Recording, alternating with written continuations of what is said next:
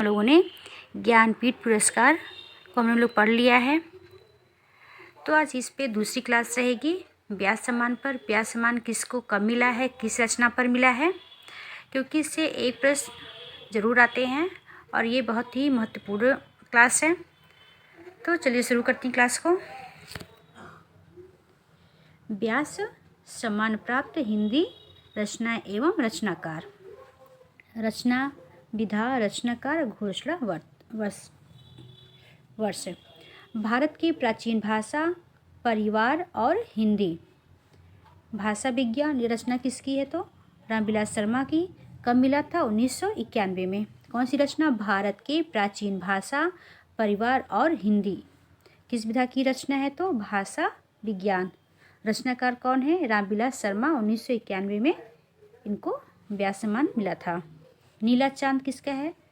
ये किस विधा की रचना है तो उपन्यास है। यह शिव प्रसाद सिंह की रचना है। 1992 में इनको क्या मिला था? व्यास सम्मान मिला था इस रचना पर, नीला चांद पर।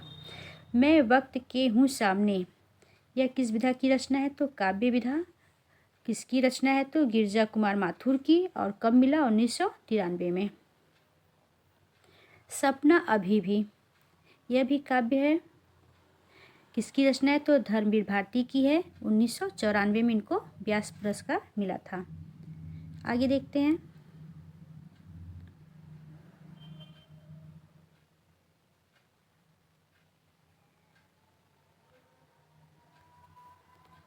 सपना अभी भी काव्य विधा है, धर्मवीर भारती की है और 1994 में इनको मिला था व्यास सम्मान।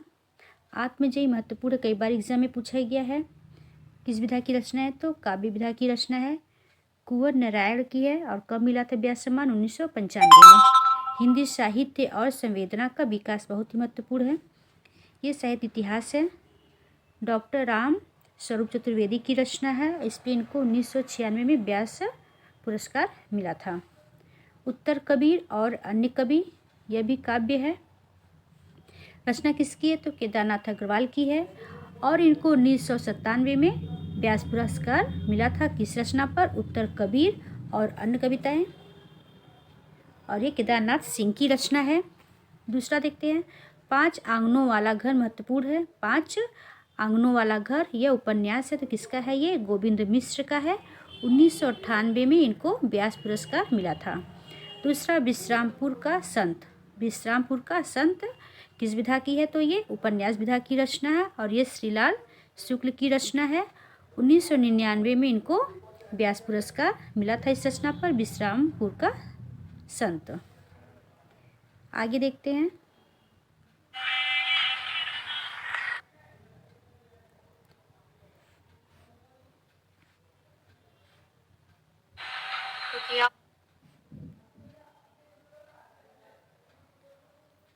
पहला गिरमिटिया। पहला गिरमिटिया, यह उपन्यास विधा की रचना है। इसके रचनाकार गिरिराज किशोर हैं। इनको 2000 में इनको व्यास पुरस्कार मिला था पहला गिरमिटिया के लिए। यह उपन्यास विधा है, गिरिजा कुमार किशोर की रचना है। आलोचना पक्ष, यह आलोचना विधा की रचना है। इसकी रचनाकार रमेश चंद्र शाह हैं। इनको 2001 में व्यास पुरस्कार मिला था इस रचना पर, आलोचना के पक्ष। पृथ्वी का कृष्ण पक्ष। पृथ्वी का कृष्ण पक्ष, यह काव्य विधा की रचना है और इसे रचनाकार कैलाश वाजपेयी हैं। इनको 2002 में इस रचना पर व्यास सम्मान पुरस्कार मिला था। आवा, यह उपन्यास विधा की रचना है और ये चित्रा मुदगल द्वारा रचित है। इस पर इनको 2003 में व्यास पुरस्कार मिला था। कठगुलाब, यह भी उपन्यास विधा की रचना है। इसकी रचनाकार मृदुला गर्ग हैं। इनको 2004 में व्यास पुरस्कार मिला था। कथा सतीसर महत्वपूर्ण रचना है। यह भी उपन्यास विधा की रचना है। इसकी रचनाकार चंद्रकांता है। कथा सतीसर, और इनको 2005 में व्यास सम्मान पुरस्कार मिला था। आगे देखते हैं।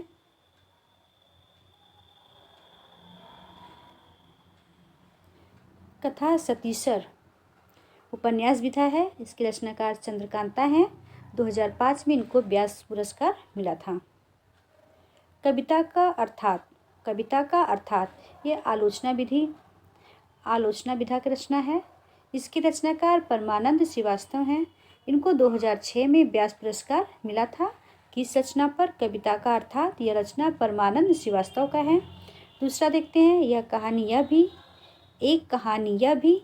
यह रचना मंडू भंडारी की है और यह आत्मकथा विधा है। एक कहानी यह भी। इनको 2008 में इस रचना पर व्यास पुरस्कार मिला था। दूसरा रचना देखते हैं, इन्हीं हथियारों से।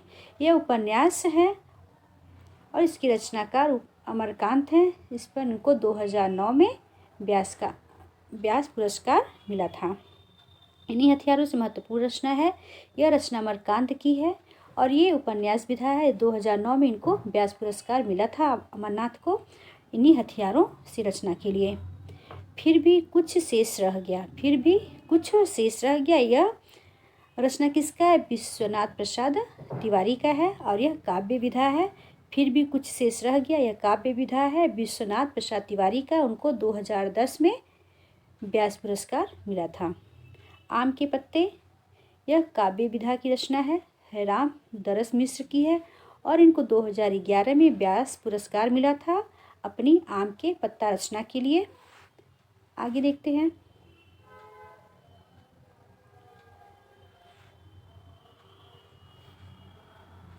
आम के पत्ता रामदरस मिश्र को 2011 में पुरस्कार मिला था, रामदरस मिश्र को अपनी रचना आम के पत्ते के लिए।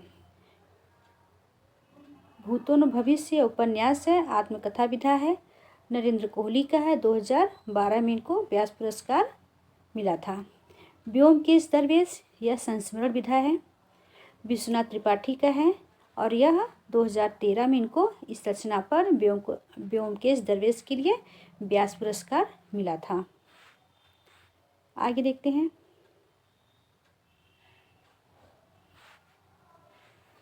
प्रेमचंद की कहानियों का कालानुक्रम अध्ययन, यह रचना किसकी है? तो कमल किशोर गोयनका का है। यह 2014 में इनको व्यास पुरस्कार मिला था इस रचना के लिए। किस विधा की रचना है? तो ये आलोचना है। क्षमा काव्य संग्रह है, यह सुनीता जैन की रचना है और इनको 2015 में व्यास पुरस्कार मिला था। कटना नमी का वृक्ष पद्म पंखुड़ी की धार, यह उपन्यास है, किसका है? तो सुरेंद्र शर्मा का। 2016 में इनको व्यास पुरस्कार मिला था इस रचना के लिए। दुखम सुखम, यह भी उपन्यास विधा की रचना है, ममता कालिया की रचना है और इनको 2017 में इस पर व्यास पुरस्कार मिला था। जितने लोग उतने प्रेम, यह काव्य विधा की रचना है और यह रचना लीलाधर जंगोड़ी का है। इनको 2018 में व्यास पुरस्कार मिला था, जितने लोग उतने प्रेम, इस रचना पर। आगे देखते हैं,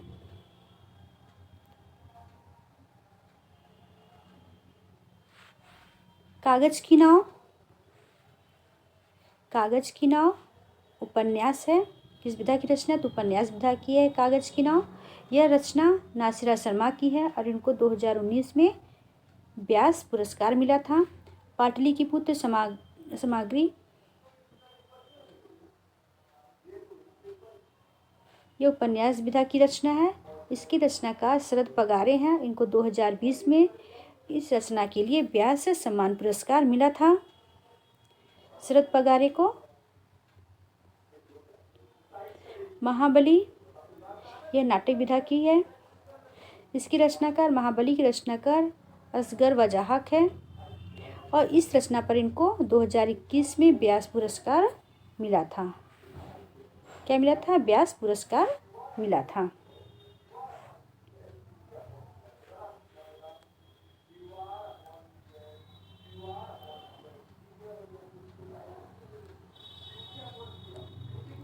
तो हम लोगों ने